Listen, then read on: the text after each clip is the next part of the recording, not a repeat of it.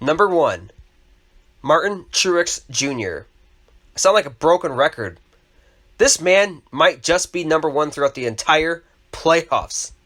He didn't win at Dover, but once again he was a serious threat to win, winning stage 2, leading laps, but the pit stops held him up. I think he is the odds-on favorite to win it all. I don't care what anyone else thinks. Truex is on a mission. Number 2, Alex Bowman. Maybe I was looking at the wrong man for my dark horse pick for the Final Four. Alex Bowman is starting to hit his stride he once was on after Talladega in the spring. Oh, and guess where they're heading this week? That's right, Talladega. I look for Bowman to make a statement and follow up his third-place finish with a win, or at least another top 5, at Talladega. Number 3, Denny Hamlin. Hot and cold Denny is back at it again. Stage winner Denny almost delivered a season-reviving victory at Dover in his 500 start. My confidence is back in this team. I look for the Daytona 500 winner to be a real threat at Talladega. Number 4, Kyle Larson. How about that? Larson has moved on to the round of 8 with a win at Dover. He no longer has to worry about an engine letting go at Kansas to knock him out of the playoffs.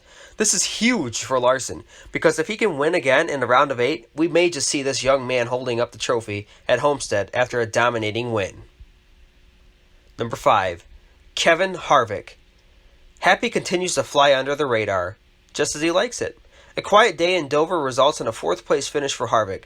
I feel that he is on a mission for redemption after a disappointing run in the biggest race of the year at Homestead last year.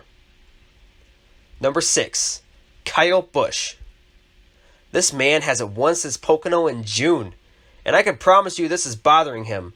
I don't see him winning at Talladega, but we all know this bubble is going to burst eventually. Kyle Busch won't be denied for too much longer. Number 7, Brad Keselowski. That Worth scheme sure does look great on the track. Unfortunately, it didn't run the best for BK.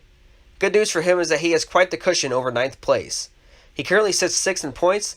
Kez and the 2 team are also heading to possibly his best track in Talladega.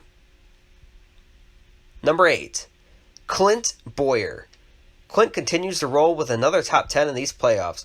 He may be below the cut as of now, but if he can keep that up and collect some stage points, and we may be talking about Bowyer advancing to the round of 8. Number 9, William Byron. Runs like Byron had at Dover won't keep that young man afloat for too much longer. He may be above the cut line, but that is only based off a tiebreaker with Logano. Byron needs to light a fire under his belt, or else we could see the second round exit for the young kid. Number 10, Chase Elliott. The Roval winner has to be so annoyed with what happened at Dover. Last year's winner at Dover was out on lap 7 of the race after mechanical issues, ending with an expired engine. No stage points, and now he finds himself down 7 to Byron in 8th.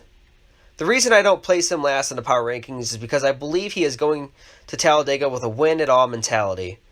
He is the most recent winner at Dega, and I could see him sweeping that race this year. Number 11, Joey Logano. At least Chase got to complete 7 laps before he had problems. Joey didn't even take the green flag. He did his all after going 24 laps down and more or less became a roadblock for Truex and Hamlin. I had the feeling he just wanted to give them something to gripe about. I think this team is in serious trouble. Talladega just may be their saving grace for now.